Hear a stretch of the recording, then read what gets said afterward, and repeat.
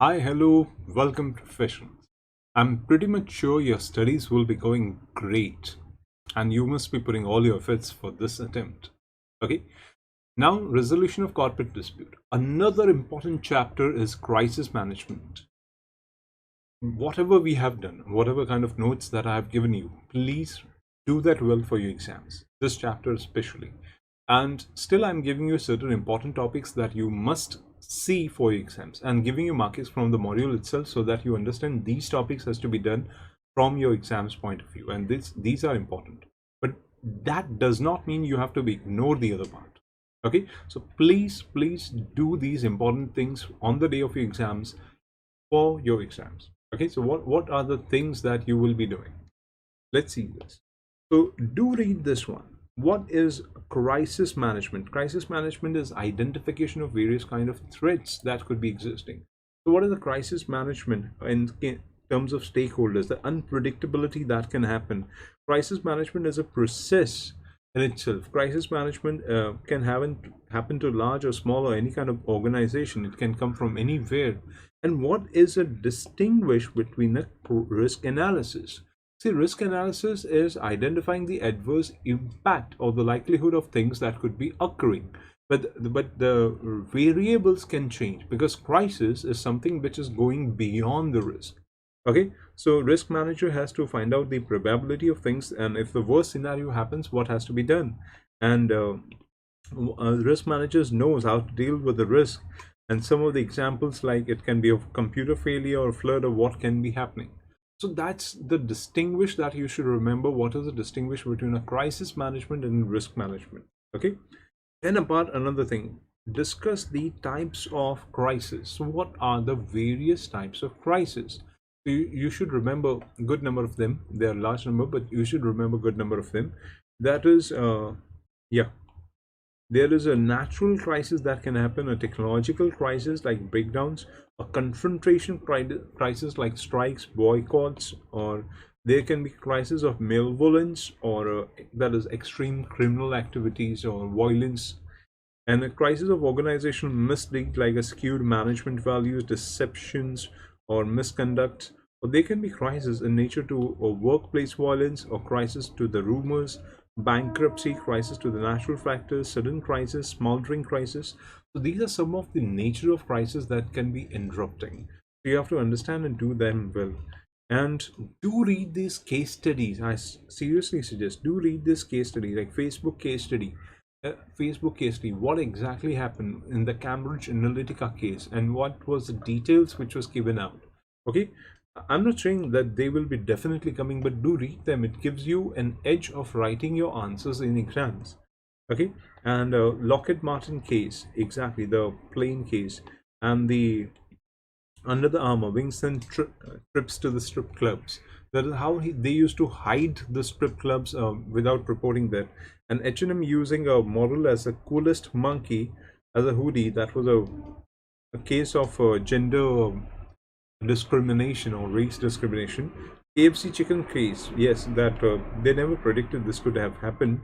And Nissan boss gets arrested for certain things in Japan.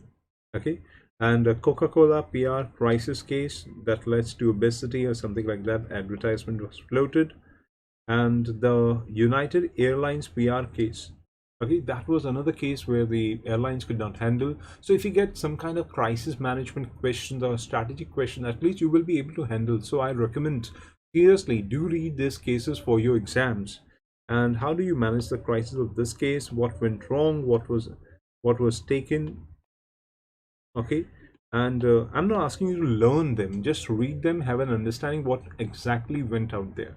And the chip toll case, okay, and chip out case, it's a crisis management where the Mortys has done something and he is handled out.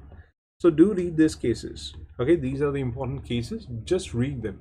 Yeah, now the topic that you should remember also, professional liability. What is a professional liability? Depending on the professional persons and insurance and how they have to be handled, and what write a short note on professional liability, so you should be able to explain them. Yes. What are the general liability insurance and a professional liability insurance? So general liability insurance covers bodily injury, damage, or advertisement. General liability insurance covers legal expenses. Professional liability covers errors and omissions, and providing a negligent professional or failing to uphold contractual values and complete mistakes. Okay, so these are the examples. The example of a general liability and a professional liability insurance can be given in this fashion. And do general liability insurance covers the same claims of professional liability insurance? The answer is yes and no both. Well, actually, the policies are different in certain respects. So, an unfortunate event if happens, how these insurance gives you the coverage. So, your general liability and professional liability works together, and the policy require the client's contracts, details, various other things. To do read them well, and then you should read this one. Yes, professional indemnity insurance. How is professional indemnity insurance? And it is different from professional liability insurance. Professional indemnity insurance is a type of insurance that is covering the businesses of the clients. Insurance company handles the confidential data. They seek the business consultations, and it's mostly organizations takes this kind of insurance. And insurance policy is based on the claims which is made. Some insurance company has a retroactive dates from where it could be made applicable, and these kind of insurance are taken for consultants, brokers, agents, notary, architects, insurance agent, landscape appraisers, third-party information technology persons, or quality attorneys, engineers, so that if their kind of failures is encountered by the company can take suitable steps for avoiding this kind of effect on your own organization. So professional indemnity insurance is, I think, like a safety net that protects from the risk of failures, or you can say an opinions that could be affecting organizations. So PI based insurance, and some of the exclusions are these things are not covered by the insurance, like contractual liabilities, loss directly arising from the capital, any claim based on that, and arising from attributable. And what is a DNO insurance? Okay, directors and responsibility insurance. What is that in kind of insurance? So DNO insurance is basically kind of insurance that covers directors and officers. And Satyam case, Lilliput case, many of them are known. And this kind of ubiquitous corruption that has been coming up into picture, these kind of insurances become essential for the organization. What is an officer in default? Was the officer in default? What is the definition of officer in default? Do read that. Okay, do read that. Okay, and what critical failures of the Indian organization, and Harshad Mehta case. So DNO insurance is kind of a liability insurance. It applies to the person who serves as the director or the officers of the company. Okay, and yeah, the statutory requirement 149 subsection 12, even independent and non-executive directors will be requiring this kind of insurance to be taken. That is covered over here. And apart from this, yeah, do read this. The essentials for the DNO insurance, that is, personal assets of the directors are at risk. The defending a legal action is an expensive affair. Investors can file a case against you. Employees can sue the directors concerned. Then customers can take legal action. Inquiry initiated by the regulatory authority in case of bankruptcy and insolvencies, and helps attracting and retaining talents. DNO is not covered in any other policy, and this kind of insurance is really a special kind. However, certain things are not true.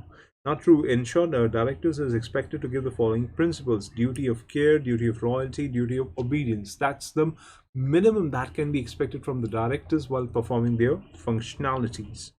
Okay, now while it is difficult to provide any kind of particular standards while determining the individual exposure, certain things can be covered in the following categories. That is, person who at the time the offense was committed was in charge of the business or not, and the director, manager, secretary of the company with whose consent or connivance the offense was committed and whose negligence was there.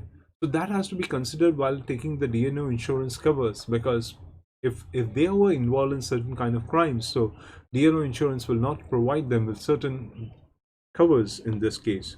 And yeah, 274, directors and officers insurances. Director officer insurances, DNO covers certain roles, like usually the policy covers the management liability, management indemnification, non-profit outside the directorship liability, estates, legal representative, incapacitated, deceased, insolvents, spousal liability, or cover for acquisition. So certain things the policy does cover, but yes, the following coverages is offered by the DNO insurance.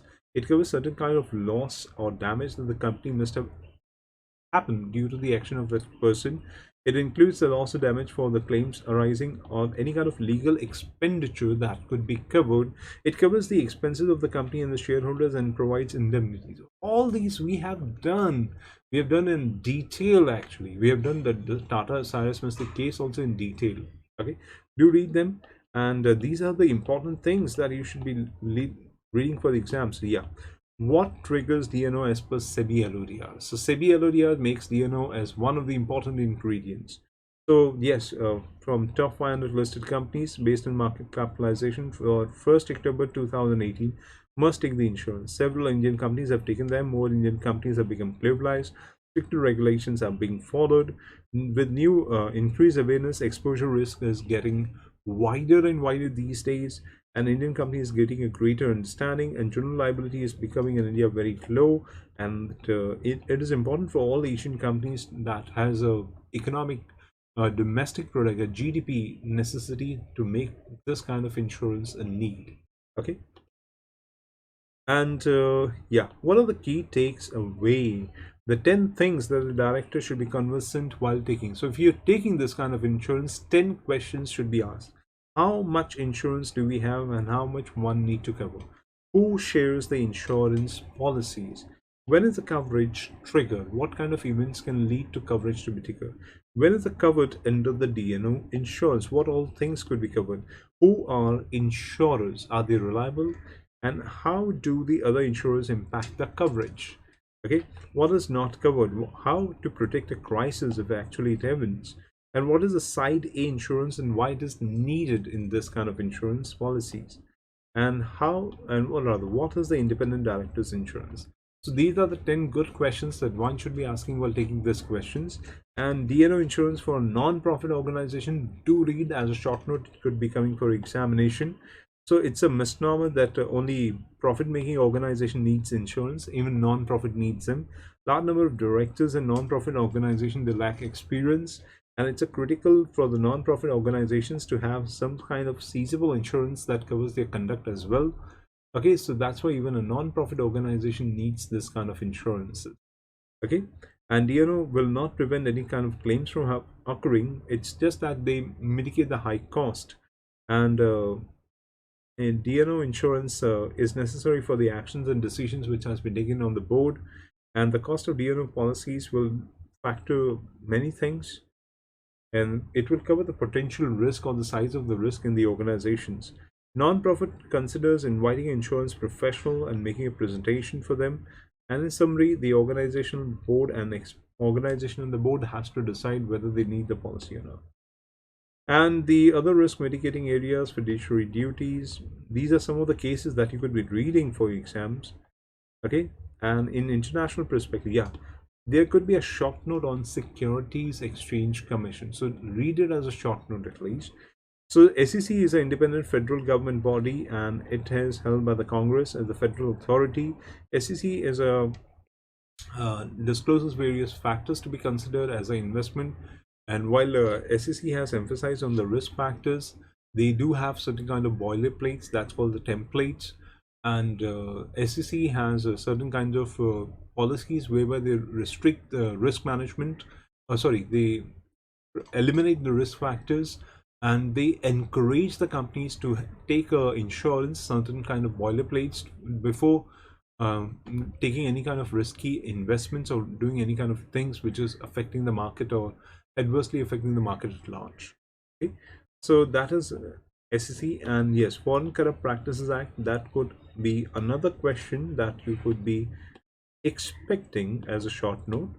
So in November 17, Department of Justice, FCPA, they started it at a, you can say, as a pilot project, and they wanted to see if there is some kind of misconduct, is some kind of bribing or something which is going wrong in the organization, and maybe the government department is not functioning well. So they want to avoid corrupt practices, and as a result of this pilot, the Department of Justice adopted a policy, and they revised the policy with the ill-gotten. There is a presumption that the Department of Justice will decline and prosecute them. And meanwhile, the commitment of anti-corruption is there. Trump administration, they pledge to continue support of FCPA. So FCPA is widely accepted policy today, and it has got a good brace and recognitions globally. Okay, then that about, yeah. What is the third party guidance practice? So do read that. Okay, third party guidance practice. So COSO framework has developed a third-party guidance practice, and they have given that COSO, the final version of updated internationally practice, that the assessment of risk is required, risk management, risk reporting is required, and risk tolerance, all that you have been studying in chapter of risk management and the governance, you can summarize it over here. That is there. And what is the recommendation of improving oversight, risk oversight? So how do you improve the risk oversight of an organization? Well, the oversight is a matter of the board perspective, which is coming into picture. Risk management should be adequately identify the risk, implement the appropriate policy, integrate the consideration of the risk and risk management, adequately transmit the risk with the proper information.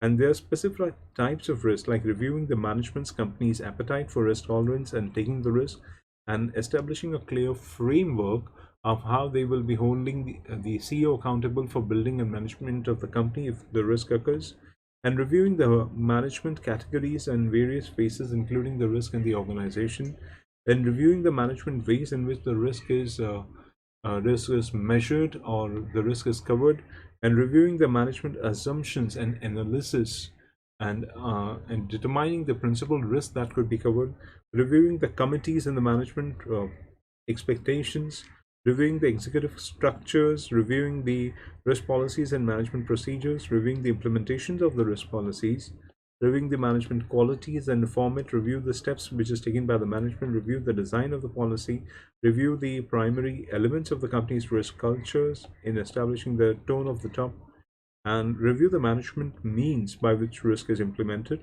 review the internal formal communication, review the reports of the management. These are the best practices, I would say. These are the best practices that are supported for calculating or understanding what is the nature of risk. These are some of the recommendations. So if they give you analytical question and ask you, give some kind of recommendation for improvising the oversight of the risk, you can take some of them from this and give your recommendations. Okay.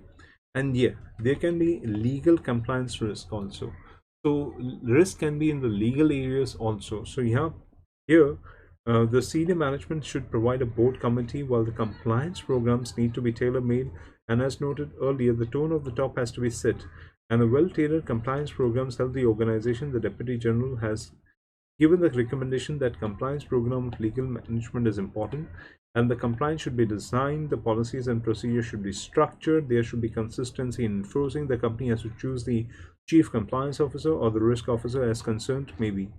So these are some of the examples how legal compliance program, and if you expect a short note, do write in brief about it. And yeah, specific special consideration regarding the cyber security risk. Well, with the ever increasing environment, there is a huge losses which is causing due to cybersecurity, and IoT, that is Internet of Things, is becoming the new area, the buzzword today. And there is a growing risk of successful cyber attacks, which is growing, and internationally it is growing. And in response to this, the corporate leaders have set up the cybersecurity technological cells in various places. Cybersecurity continues to pose a major concern for various of the countries, and a strategic cybersecurity risk is there, like identifying the crown jewels and ensure that the actionable cyber incident responses is taking place, ensure that the company has developed the response, prior authorization is taking place, and the legal counsel is conversant with the laws of the cybersecurity. That is required. So do read this. And yeah, this one, that is anticipating future risks. Now it becomes, the company's risk management should include ongoing effort to analyze the risk. This include understanding the risk, and anticipating the future risk as a key element in mitigating the risk, and what the steps company should be taking. And do read this one, the risk management approaches in ERM. ERM is a systematic risk, and in the beginning of the 80s, COSO has developed that ERM framework, There's internal control, setting objective, event identification, risk assessment, risk response, control activities, and monitoring. As you must have studied this in your governance risk management, also how this part has been taken care. And then there are certain significance of ERM which has been developed, like a value creation to the organization and avoiding a value destruction to the organization. And BP's water spill case is just the way of value creation or value destruction that has to be understood. So ERMs, it plays very important roles. And yeah, what are the challenges which is faced by the board of directors in developing ERM? So ERM is enterprise risk management, and you have to understand what is the different nature. So this becomes another important topic: effectively linking the risk strategies and implementing the risk strategies, how the risk is taking place. Then implementing the cost-effective risk management for small and business enterprises, how risk flows. Then addressing all the major risk concerns and mitigating the new risk areas like corruptions, information terrorism, business espionage, and crimes. So these are certain factors that has to be considered. And then yeah, to accomplish all these, certain new review mechanisms are necessary on the part of the board, which can be detailed in the board's report. So something like company procedures, quality risk management implementation, risk management reports, reports of internal, external, board's member reports. So these are certain important factors that can be considered, that should be considered by the board in their report while reporting this kind of risk. Okay, so with this, yeah, here it is lesson roundup. These are some of the important questions that you must be reading for your exam from this chapter at least. So I'm damn sure you will be putting all your efforts. Do read these topics. Okay, if you can't learn it, at least have an understanding of this well enough for your examination. Okay, so all the best for your exams. See you. Bye.